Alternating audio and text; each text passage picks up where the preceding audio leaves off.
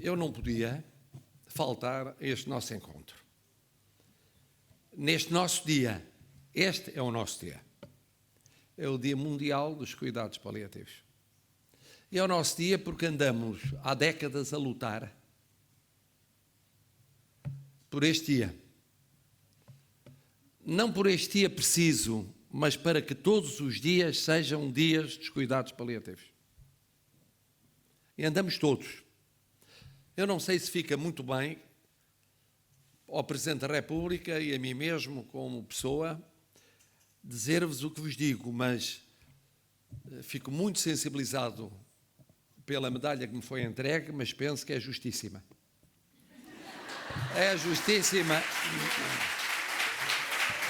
A minha vida, como a vida de muitos de nós, é feita de recebermos medalhas que muitas vezes não são justas.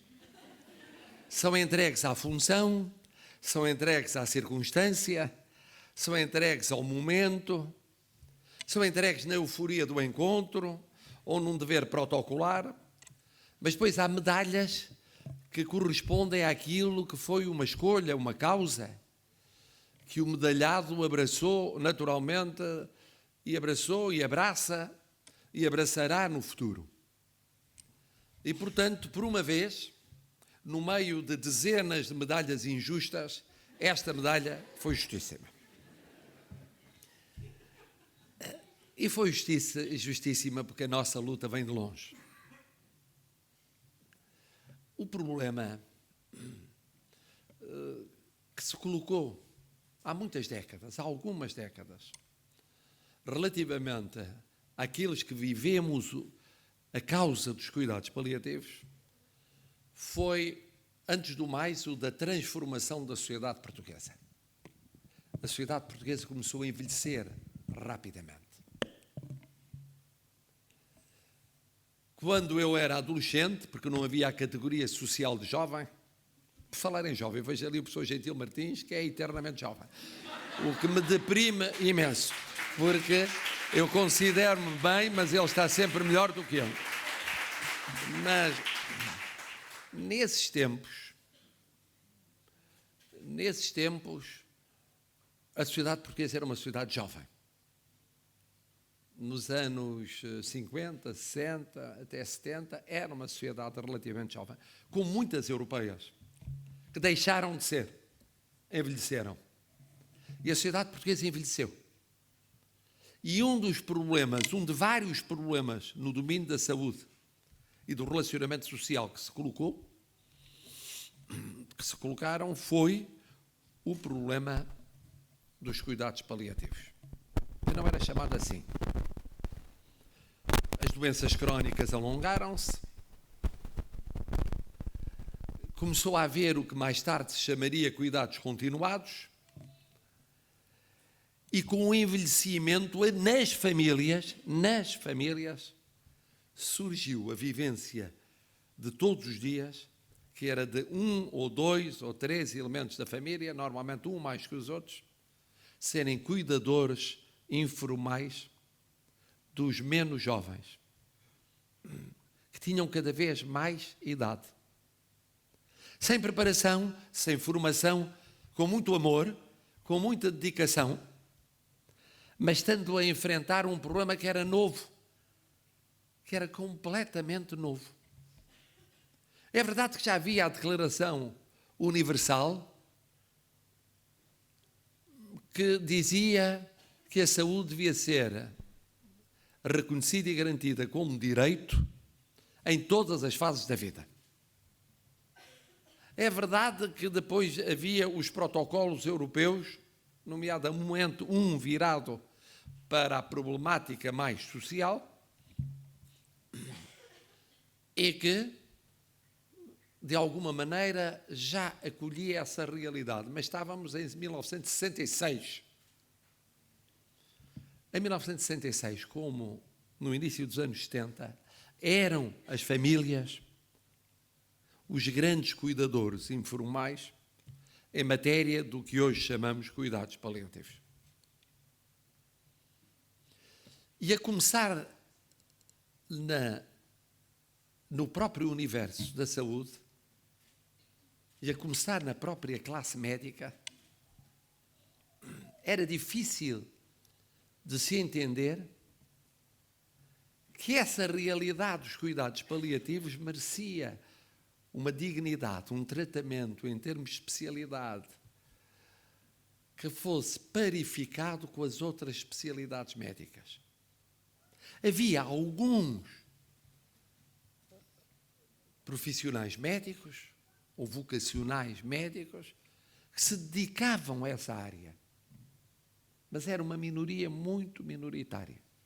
Então, em Portugal, quase inexistente nos anos 70 e nos anos 80. E, portanto, a primeira problemática que durou até hoje e que permanece, se pensarmos naqueles muitos que deverão ter acesso a cuidados paliativos nos seus domicílios, portanto, nas suas famílias, é do próprio estatuto dos cuidadores e da sua preparação e da sua formação, daquilo que é a componente assistencial que precisa de uma formação. É um dos desafios que vem de trás, mas permanece hoje vivo. Só que, entretanto, passo a passo, se foi reconhecendo a importância desta área. Mas foi uma luta muito difícil. Às vezes com os amigos cirurgiões mais qualificados, ou com os clínicos especialistas mais talentosos, que não abdicavam dos seus doentes, e transmitir ou partilhar a responsabilidade com outros colegas que vinham da área dos cuidados paliativos era uma dor de alma para os próprios. Não aceitavam facilmente essa realidade. Foi toda uma pedagogia cívica que foi preciso fazer. E, ao mesmo tempo, foi o nascer das primeiras unidades de cuidados paliativos estáveis, duradouras, fortes, na rede hospitalar portuguesa. Não estamos a falar nos cuidados primários, nos centros de saúde. Estamos a falar na rede hospitalar. E a sua autonomização. E a conquista de um estatuto próprio. Difícil. Dir-me-ão, quem vem de fora, pois nos nossos países foi há 100 anos. Não acredito. Mas tenha sido há 70 ou há 60 anos. Em Portugal foi há muito menos tempo. Muito menos tempo. Entretanto, surgiam os voluntários no domínio dos cuidados paliativos. Mas antes disso eram formadas as primeiras equipas profissionais em cuidados paliativos. E a visão era a seguinte: cuidado paliativo correspondia a uma fase terminal da vida. E, sobretudo, concentrada em certo tipo de patologias. Que eram as patologias que cresciam nos anos 80, 90. Logo, primeira luta, primeiro combate, que exigiu muita pedagogia.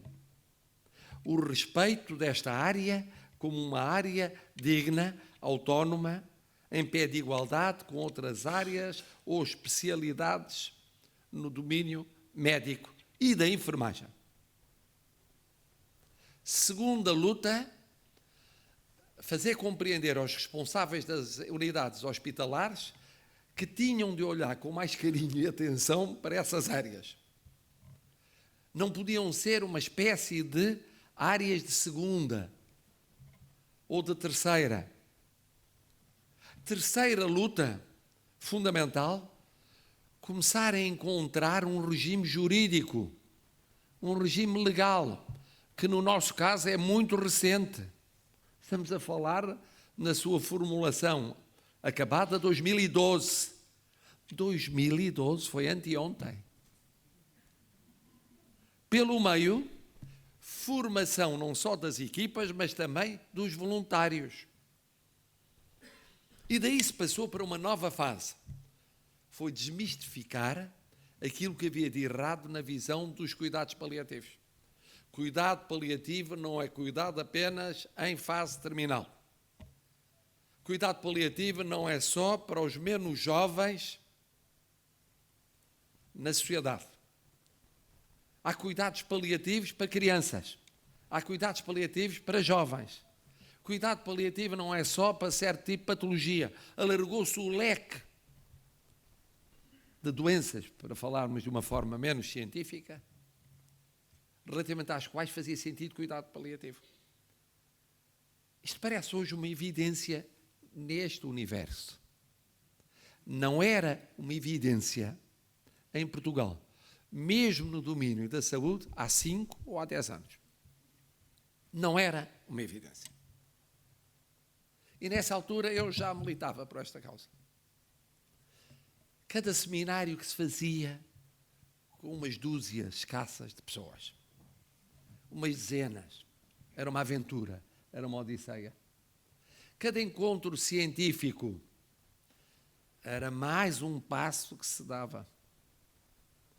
Sendo que a luta era uma luta diária, era a luta na unidade hospitalar, quando se tratava de ter, de um lado, quem entendia que o paciente era seu e do outro lado quem entendia, mas olha que há uma vertente de cuidados paliativos que se não é chamada a intervir a tempo, perde muito a sua justificação.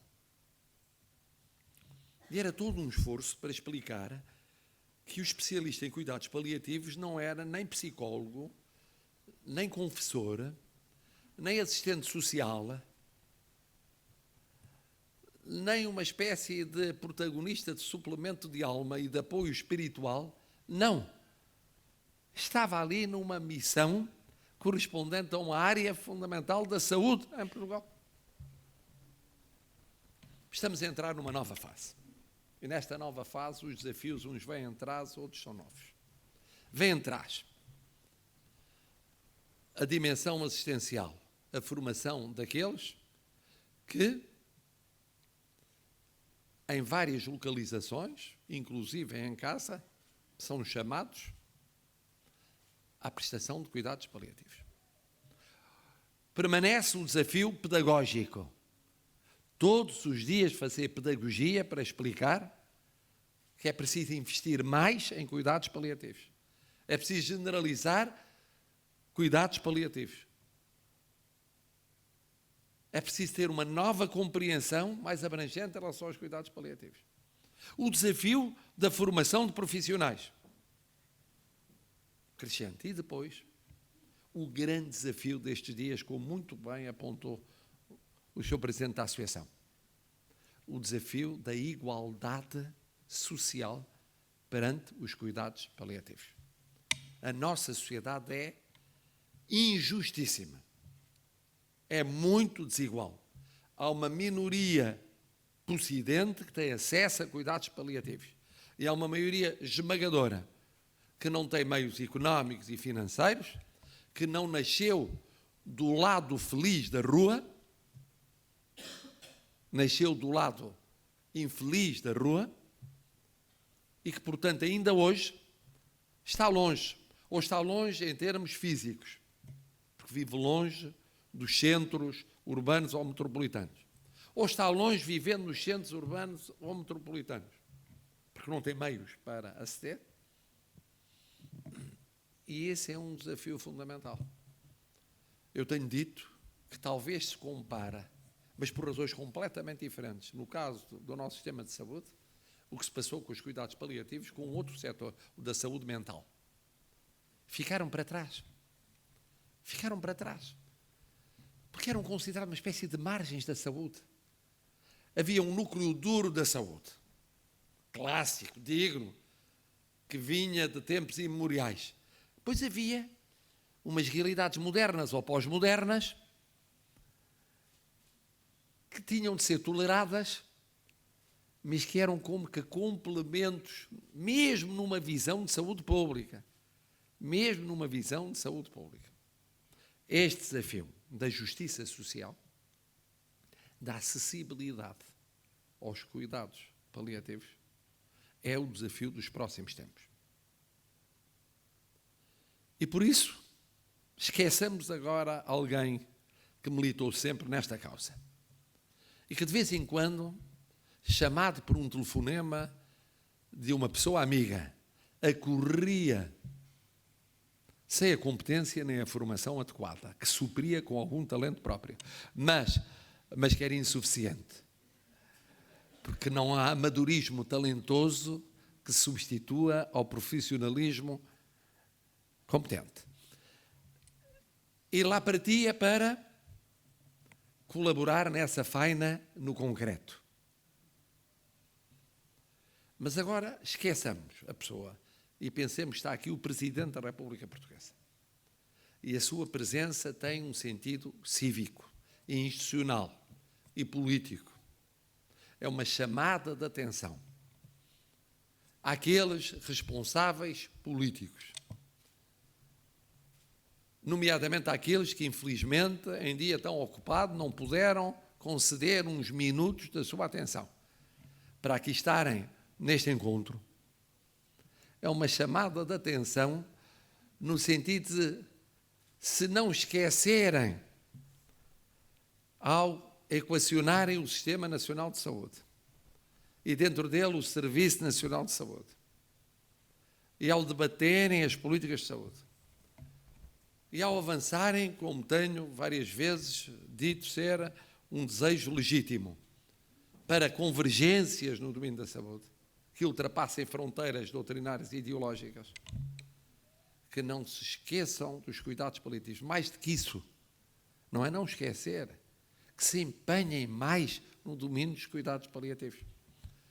Porque aquelas e aqueles que aqui estão, cumprindo a sua vocação, e nessa medida não fazem mais se não realizarem-se, mas são, à sua maneira, heroínas e heróis. São heroínas e heróis. Que é preciso saber o que é a especificidade deste tipo de cuidados. O que eles exigem de doação integral, 24 horas por dia. Quando se está a prestar cuidados, ou quando se está longe da prestação de cuidados, tendo sempre presente o que foi esse dia, o dia anterior e que vai ser o dia seguinte. Dir-se-á, mas isso é a tarefa de quem quer que viva no mundo da saúde, como de quem quer que viva no mundo que eu conheço bem, que é o da educação. É, mas há graus. Há graus de devoção. E há graus de exigência. E há graus de envolvimento. Não são iguais. Não são iguais para o professor, ser professora de um mestrado ou de um doutoramento, ou ser professora num pré-escolar, ou num básico, do primeiro ciclo do básico, que é o bem difícil. Há graus, há diferença de graus. Também os há no domínio da saúde. E tenho a certeza que no topo dos graus de exigência, de devoção, de dedicação, de entrega, está aquele que vos respeita. A minha presença hoje aqui, portanto, tem um duplo significado. Estar com aqueles que pertencem à mesma família, que luta pela mesma causa. Estar a pensar em alargarmos a causa a todo o país. A todo o país. Não apenas a estes que aqui estão e a muitos outros que estarão noutros seminários a assinalar este dia. A todo o país, para que todo o país perceba, qualquer que seja o pretexto, é a propósito de um debate sobre o fim da vida, que é um debate particularmente significativo e digno, é a propósito da questão da entrega pessoal e do relacionamento único que existe entre o prestador e aquele que beneficia da prestação de cuidado paliativo. É a preocupação com a justiça social e com o alargamento da cobertura no nosso país, no domínio destes cuidados, seja qual for a razão de ser que justifica uma reflexão sobre cuidados paliativos, é uma boa razão de ser. Porque é uma boa causa. Porque é uma causa fundamental para Portugal. Por isso, aqui estou para vos agradecer em nome de Portugal.